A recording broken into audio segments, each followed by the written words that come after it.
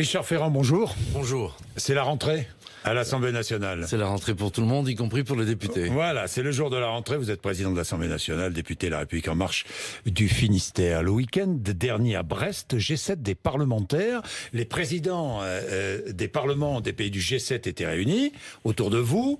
Vous avez adopté une déclaration commune sur la protection des océans. Pourquoi sur la protection des océans? Pour une raison fondamentale, c'est que si on ne s'attaque pas à cette question, eh bien la dégradation de l'environnement de manière quasi irréversible va finir par se produire. Et donc il nous paraissait très important d'aborder ce sujet, c'est bien pour ça que nous l'avons fait à Brest. Pourquoi?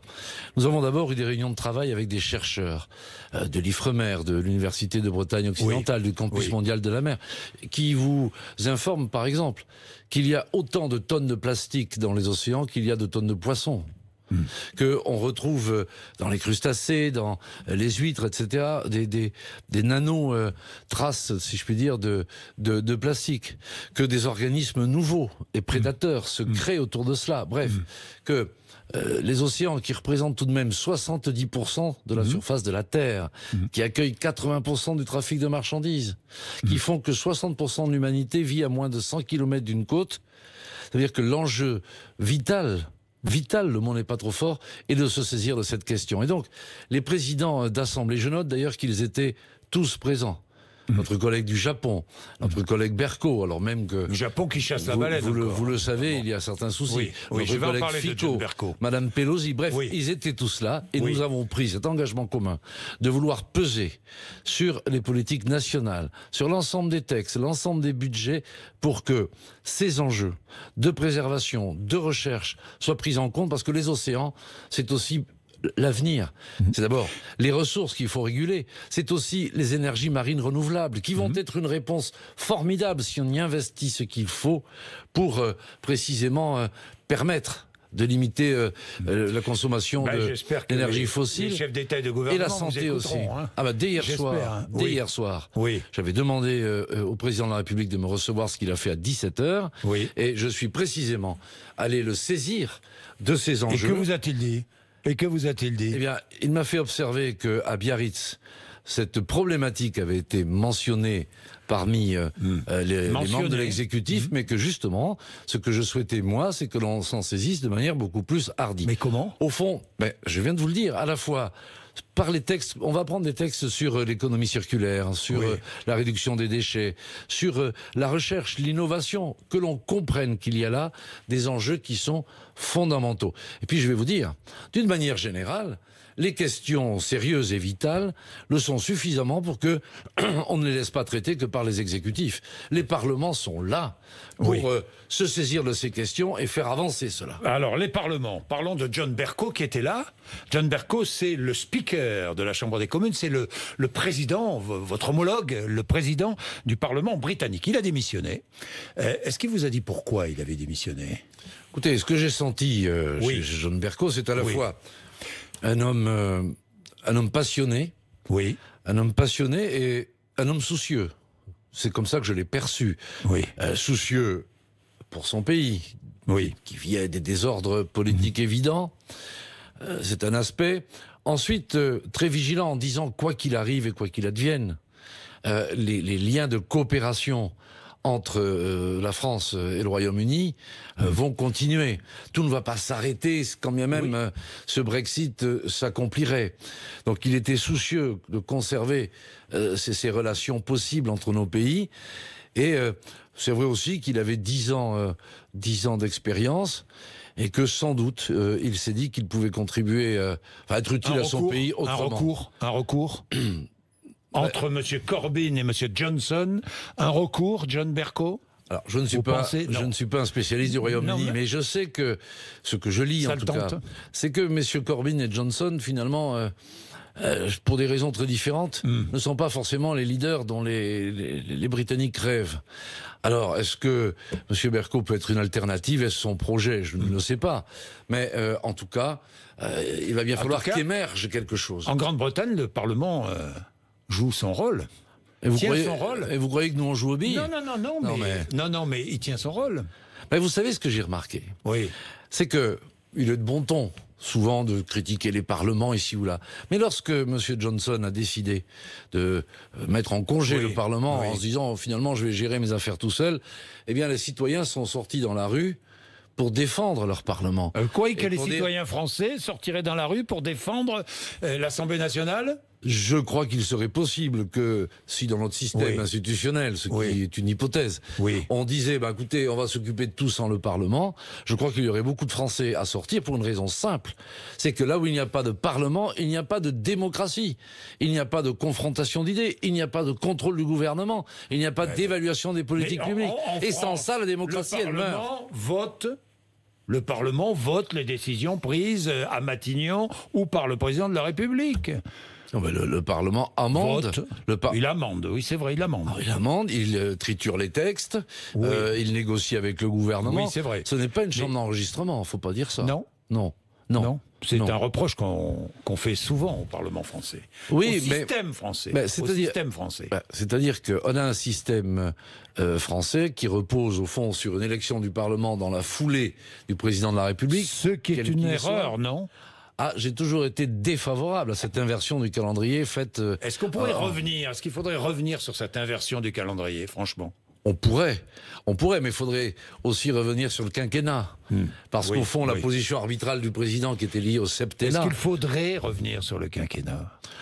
Ce sont des chantiers qu'on peut ouvrir, mais j'ai l'impression que c'est tellement loin des préoccupations des Français qu'on donnerait l'impression qu'on s'occuperait de préoccupations politiciennes et institutionnelles et pas des sujets qui préoccupent les Français. Donc c'est ça la difficulté. Oui, mais la réduction du nombre de parlementaires, ça c'est en marche. C'est un engagement qui a été pris par le candidat Macron et sa majorité, tout comme le fait de mettre une dose au proportionnel 20%. Et de limiter le cumul de mandats. C'est pour quand ? Parce qu'on en parle... c'est un engagement qui a été pris par le président Macron, mais enfin qui n'est toujours pas traduit dans les faits. Vous avez raison. Mais comment ça va se passer ? Les textes sont sur la table. Oui.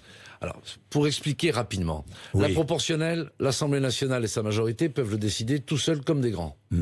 Tout ce qui ensuite relève de la réforme de la Constitution, du nombre de parlementaires ou de la limitation dans le temps du nombre de mandats, il faut trouver un accord avec le Sénat.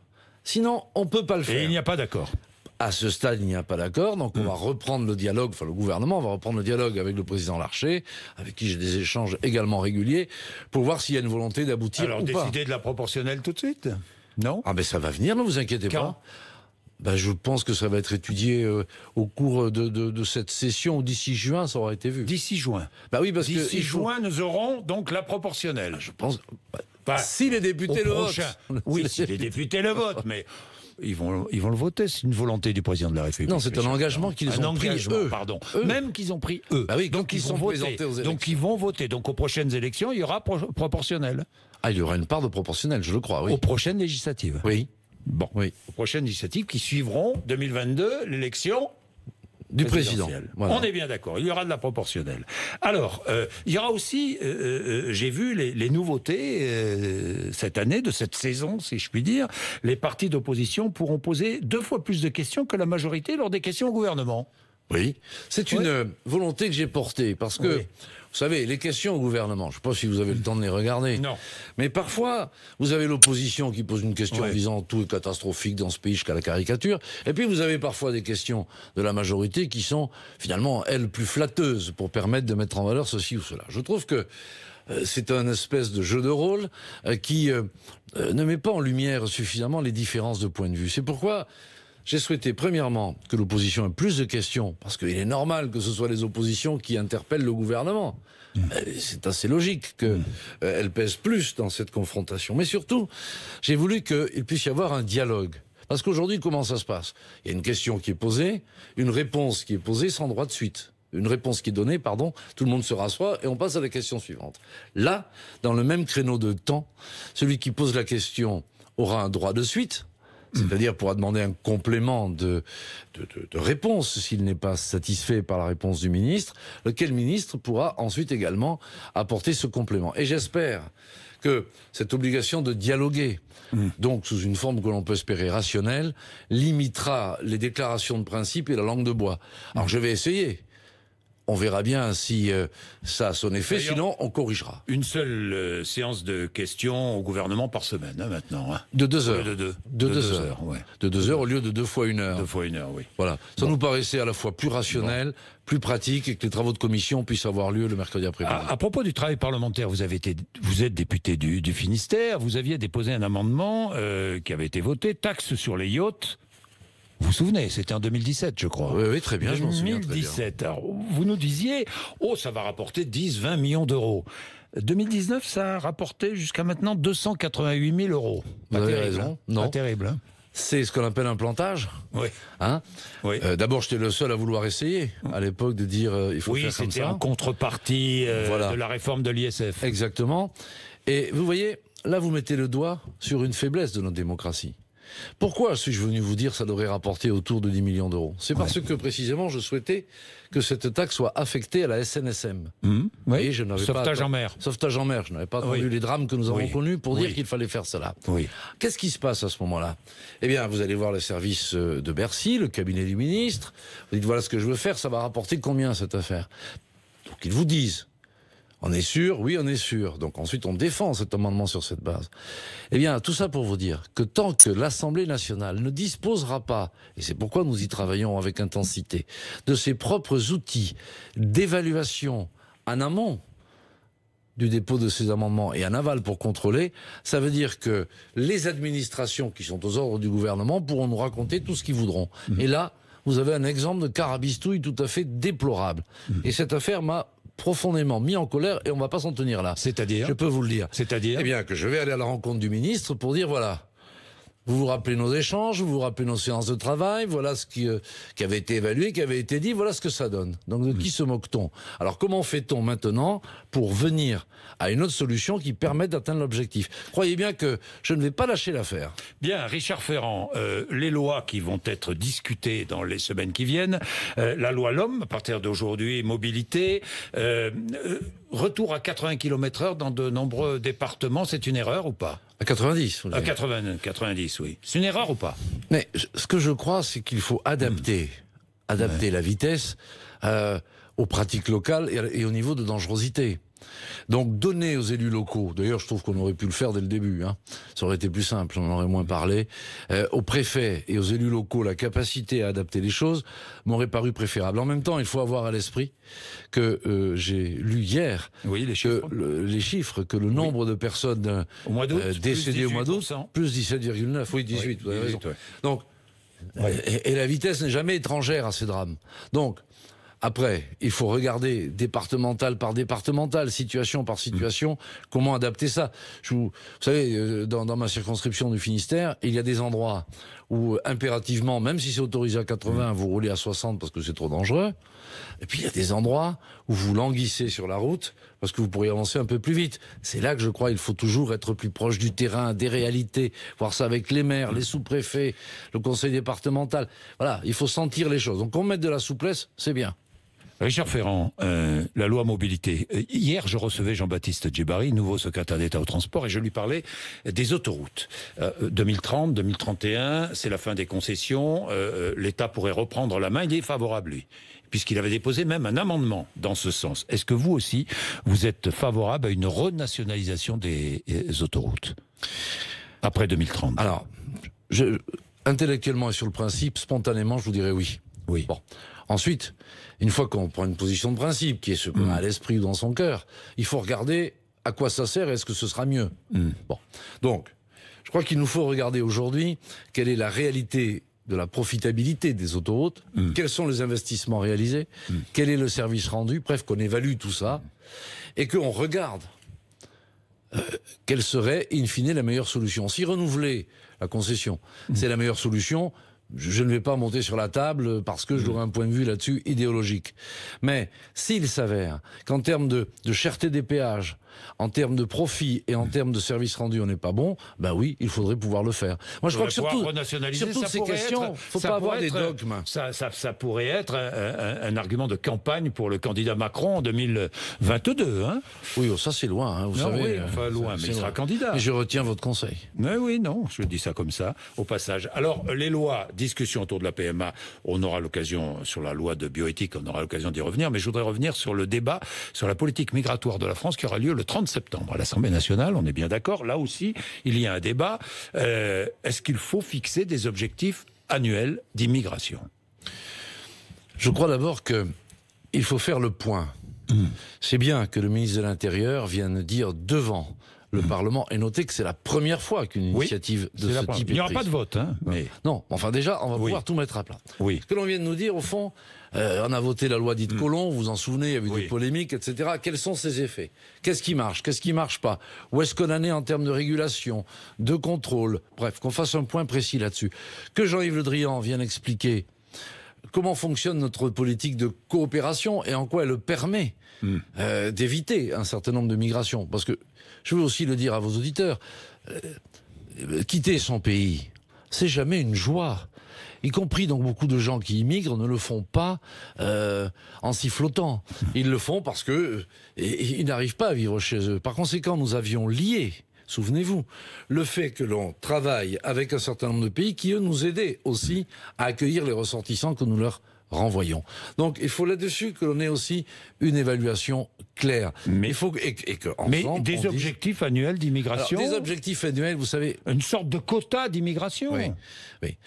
Ce qui est bien quand on se fixe des objectifs, c'est d'avoir la certitude de les atteindre. Oui. Or, vous savez bien que le problème aujourd'hui, ce n'est pas l'immigration régulière, car l'immigration régulière, déjà, elle obéit à un certain nombre de règles qui font qu'elle ne pose pas de difficultés particulières. Et puis un pays peut accueillir un certain nombre de personnes. Sauf pour les déboutés qui ne sont pas reconduits dans leur pays. Alors, pourquoi ils ne sont pas reconduits ? C'est ce que je vous disais sur le point précédent.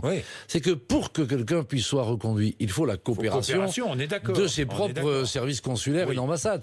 Quand les gars vous envoient promener et ne font pas leur travail, vous ne pouvez pas rapatrier. Donc, peut-être que les demandes d'asile devraient être examinées dans les pays de départ. Par exemple, c'est toutes ces questions-là qui vont être mises sur la table. Et puis, c'est intéressant. Et puis, cette question-là va être mise sur la table. J'espère bien que l'ensemble des ministres vont faire un scanner, si je puis dire, de leur action, et que les parlementaires pourront s'exprimer. Mais ce qui sera aussi, je crois, très intéressant d'un point de vue démocratique, c'est que les Françaises et les Français pourront dire, bon, voilà ce que fait le gouvernement, voilà ce dont il est satisfait, voilà de ce dont il est insatisfait. Mais surtout, cela va permettre de savoir ce que proposeraient les différents groupes d'opposition, et ils sont nombreux et multicolores, pour gérer cette question de l'immigration. Ce sera intéressant de dire, voilà la France insoumise ce qu'elle propose, voilà ce que les Républicains proposent, les socialistes et les autres. Et ce sera intéressant, justement, de dire, au regard de ce que fait le gouvernement, voilà ce que d'autres penseraient qu'il serait mieux de faire. Eh bien, voyez-vous, là, ça prend tout son sens, le débat parlementaire. Deux questions. Le racisme anti-blanc existe ou pas, à vos yeux ? Je n'ai jamais été confronté à ça, j'ai pas envie de théoriser quelque chose là-dessus. Non, je vous pose la question parce que c'était en débat en ce moment. Dites-moi, ça ne va pas très bien pour les municipales, la République En Marche. Je vois des dissidences de tous les côtés. Que se passe-t-il ? Il faut mettre un peu d'ordre, non, dans votre parti.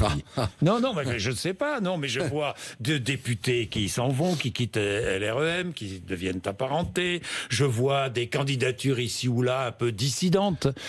Oui. D'abord, quand on reste apparenté, comme son nom l'indique, c'est qu'on ne quitte pas la famille. Oui, d'accord. Vous voyez, Ensuite, je vais vous dire, ce qui se passe, c'est que la République En Marche est un mouvement qui est jeune.